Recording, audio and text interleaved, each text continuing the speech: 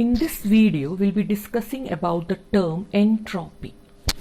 In order to develop the criterion of spontaneity in terms of disorder or randomness, which I had mentioned in my last video, we have to introduce another thermodynamic function which can be used to express disorderliness. And the disorder or degree of randomness in a system is expressed by a thermodynamic function called entropy. And entropy is denoted by the symbol S. Entropy is a measure of the randomness or disorderliness of a system, which is denoted by S. To calculate the change in entropy, that is delta S is equal to entropy of the final state minus entropy of the initial state, and that is a change in entropy. And the change in entropy is defined as the ratio of the heat absorbed by the system isothermally and reversibly to the temperature at which it is absorbed. So mathematically you can write the change in entropy as Q reversible by T, where Q reversible is the heat absorbed by the system in a reversible manner at temperature T. If Q is expressed in joules and T in Kelvin, the units of entropy becomes joule per Kelvin. From the first law of thermodynamics, we know Q is equal to delta U plus P delta V, which is equal to delta H. We have learned delta H is equal to delta U plus P delta V. That is delta H is the change in enthalpy.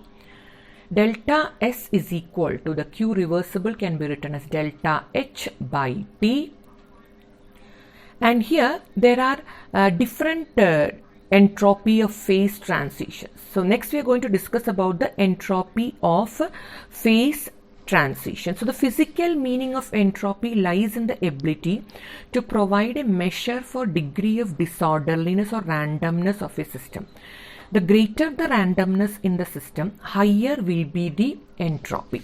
So we know in the solid, liquid and gaseous state, the crystalline state has the lowest disorderliness and represents the state of lowest entropy. So if disorderliness is the least, that means the entropy also will be the least, which is present in the solid state or the crystalline state.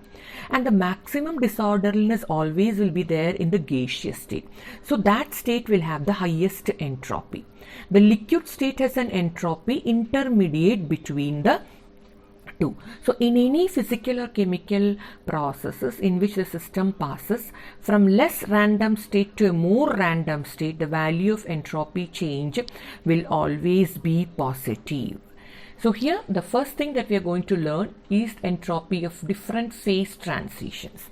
First is the entropy of fusion. Entropy of fusion may be defined as the entropy change taking place when 1 mole of the substance changes from solid state into liquid state. So when a substance is changing from a solid to liquid state, we know that in liquid state it is more disordered. So there the disorderliness is increasing. It is a change in entropy produced when 1 mole of the solid substance converts to its liquid at its melting point. So delta S fusion is equal to the entropy in the liquid state minus entropy in the solid state, that is actually delta S, which is equal to delta H fusion by its melting point. In this case, delta H fusion is positive, and therefore delta H is positive, so delta S is also positive. From the change itself, which as I told you earlier, it is clear that the disorderliness is increasing, so the entropy change will always be positive. Next is entropy of vaporization. Vaporization means conversion of liquid to gas. From liquid to gas also we can easily understand that in the gaseous state the disorderliness is increasing. So the change in entropy will always be positive. So what is the definition here? It is a change in entropy produced when 1 mole of a liquid substance converts to its vapor at its melting point. So delta S vaporization is equal to delta H by T.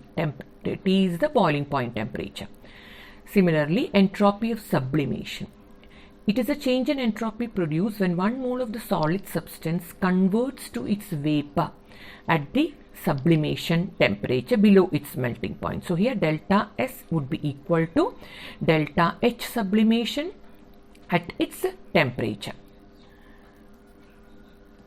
Entropy and spontaneity. So next we are going to learn about the criteria of spontaneity in terms of entropy.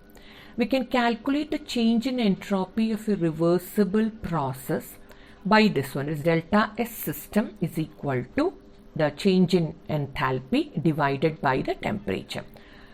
For a reversible process which has attained equilibrium, here the system has attained equilibrium in a reversible process, the delta S system plus delta S surroundings will be equal to 0. Sum of both the delta S, that is, if the system is isolated, you know what is an isolated system? Where the heat and energy is not exchanged with the surroundings. In that case, for isolated system, the process will be spontaneous only if the entropy change of the system is positive.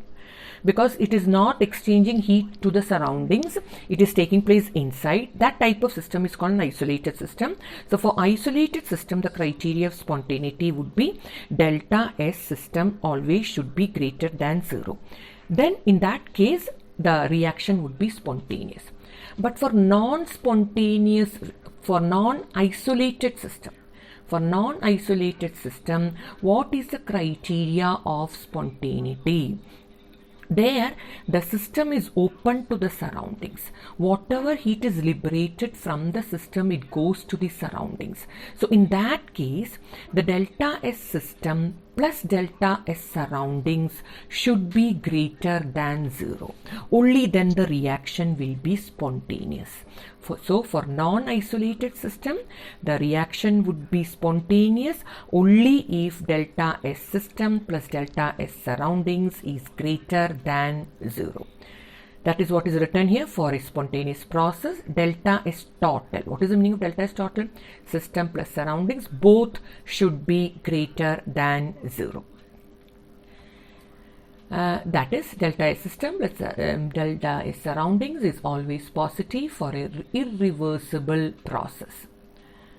Delta S surroundings is equal to minus delta H system. Minus delta H system means for an exothermic reaction, the heat is given out to the surroundings. So it is minus delta H system divided by temperature.